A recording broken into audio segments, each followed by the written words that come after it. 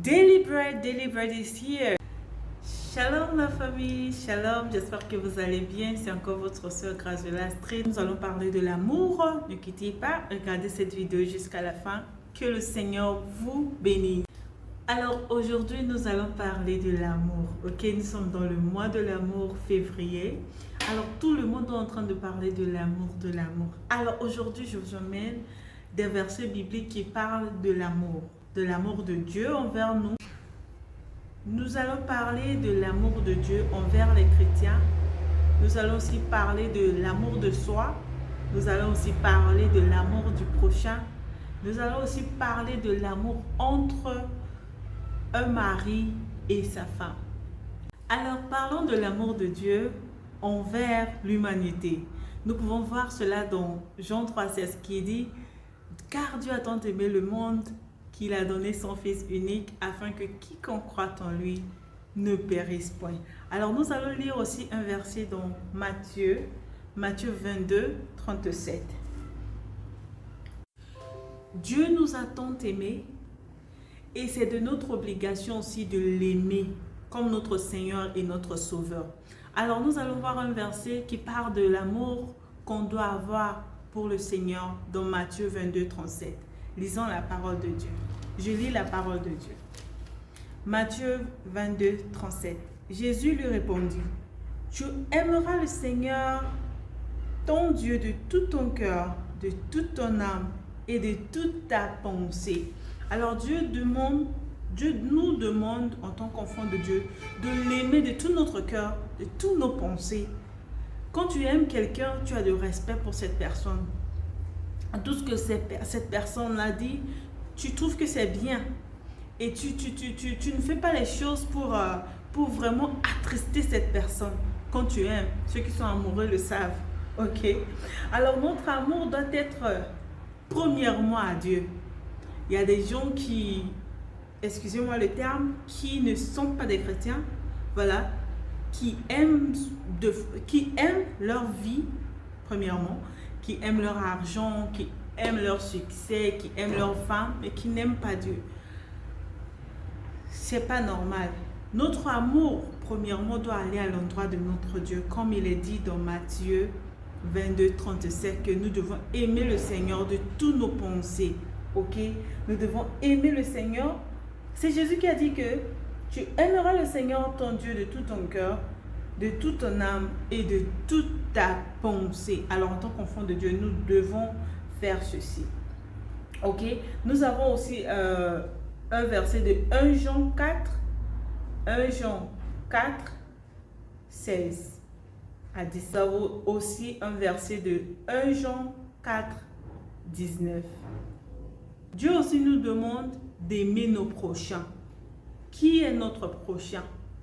Notre prochain, c'est celui qui est à côté de nous. Ça peut être ton ami, ça peut être ton voisin, ça peut être ton collègue, ça peut être tes parents. Dieu nous demande premièrement de l'aimer, de nous aimer, d'aimer ceux qui sont autour de nous. Ok? Donc, nous pouvons voir aussi ces versets-là dans Éphésiens 5, 21. Nous pouvons aussi voir Éphésiens 4, 32. Nous pouvons aussi voir Éphésiens 4, 1 à 6. Nous pouvons aussi voir 1 Pierre 4, 7 à 9. Nous pouvons aussi voir Jean 15, 12 à 14. Nous pouvons aussi voir Hébreux 10, 24. Nous pouvons aussi voir 1 Jean 4, 12. Nous pouvons aussi voir Romains 12, 10. Nous pouvons aussi voir Romains 13, 8. Nous pouvons aussi voir 1 Corinthiens 13, 2. Nous pouvons aussi voir 1 Corinthiens 16, 14. Alors nous devons avoir de l'amour envers, de la compassion envers ceux qui sont à côté de nous. Alors la Bible, j'aime ce verset qui dit, quand tu parles en langue et que tu n'as pas la charité, c'est en vain. Donc en tant qu'enfant de Dieu, nous devons développer l'amour envers Dieu parce que nous savons déjà que Dieu nous a aimés le premier. Alors nous devons développer l'amour envers Dieu, l'amour envers nos prochains et ceux qui sont mariés, développer l'amour envers votre mari ou bien votre femme, ok? C'est ce que Dieu nous demande. L'amour, c'est pas les sentiments. Alors, nous allons lire un verset dans 1 Corinthiens 13, verset 4 à 5 qui dit: La charité est patiente, elle est pleine de bonté.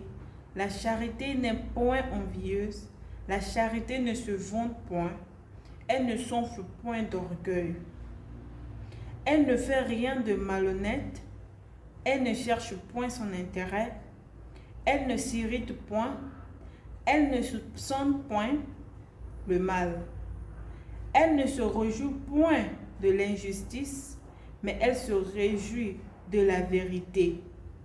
Elle excuse tout, elle croit tout, elle espère tout, elle supporte tout. La charité ne périt jamais. Les prophéties prendront fin. Les langues cesseront. La connaissance disparaîtra. Amen. Des fois, nous pensons que l'amour, c'est le sentiment. L'amour, ce n'est pas le sentiment. L'amour, sur le plan biblique, l'amour, c'est la patience. Dans 1 Corinthiens 13, 4, l'amour, c'est rempli de bonté. L'amour, c'est pas envieux. L'amour ne se vante pas. Elle ne s'enfle point d'orgueil. L'amour ne fait rien de malhonnête. Elle ne cherche point son intérêt dans l'amour. On ne cherche pas son intérêt. Elle ne s'irrite pas, l'amour ne s'irrite pas. Quelqu'un peut-être en train de se demander, mais c'est normal de se mettre en colère, d'être en colère, n'est-ce pas? Excusez-moi, c'est normal d'être en colère, ok? Moi-même, je me mets souvent en colère et c'est pas bon à voir. Mais la Bible nous demande que la nuit ne tombe pas sur ta colère en tant qu'enfant de Dieu.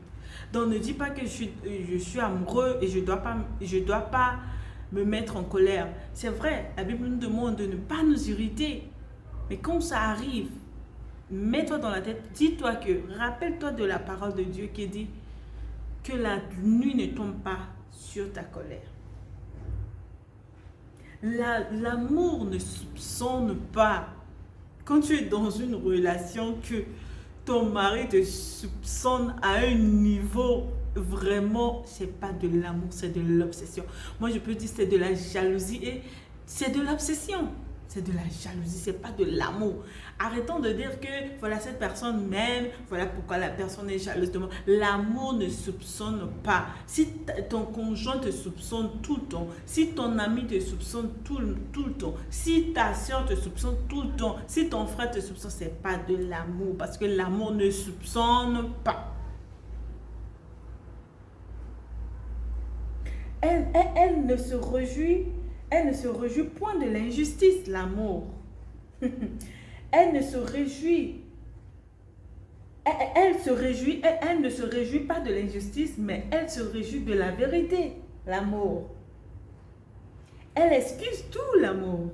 Dans l'amour, oh, l'amour est boudé. Et elle s'excuse tout. Elle croit tout. Elle espère tout. Elle supporte tout, l'amour. Elle est belle. La Bible nous dit que toutes ces choses prendront fin. La prophétie, la connaissance, toutes ces choses prendront fin. Mais l'amour est éternel.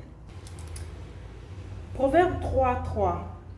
Que la bonté et la fidélité ne t'abandonnent pas. Dis Amen. Lis-les à ton cou, écris-les sur la table de ton cœur. Tu accueilleras ainsi la grâce et une raison saine aux yeux de Dieu et des hommes. Alléluia.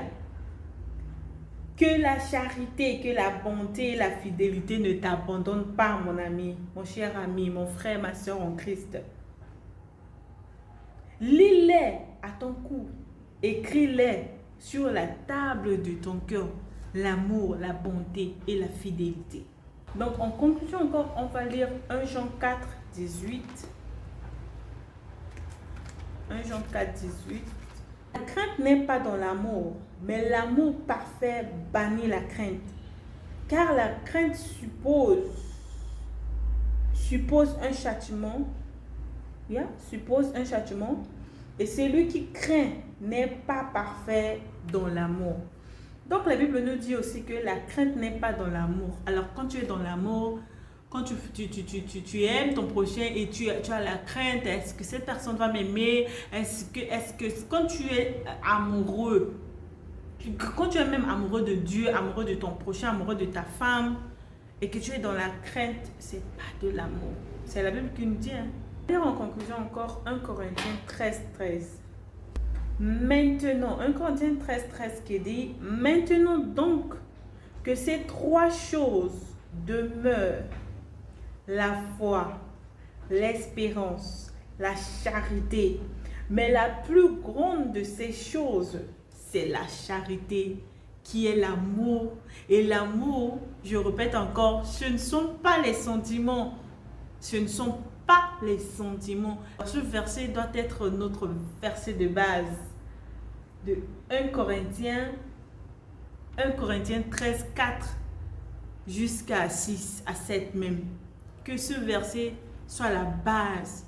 Focalise sur ce verset pour vraiment être amoureux de Dieu, de toi-même, de ton prochain, de ta femme, de ton mari. Alors les hommes, Dieu aussi a donné un verset aux hommes, ok, et à la femme aussi. Donc pour les hommes, on lit Éphésiens 5, 22. Et pour les femmes, on lit 1 Pierre 3, 7. 1 Pierre 3, 7. Que le Seigneur nous bénisse. Shalom, shalom et à la prochaine.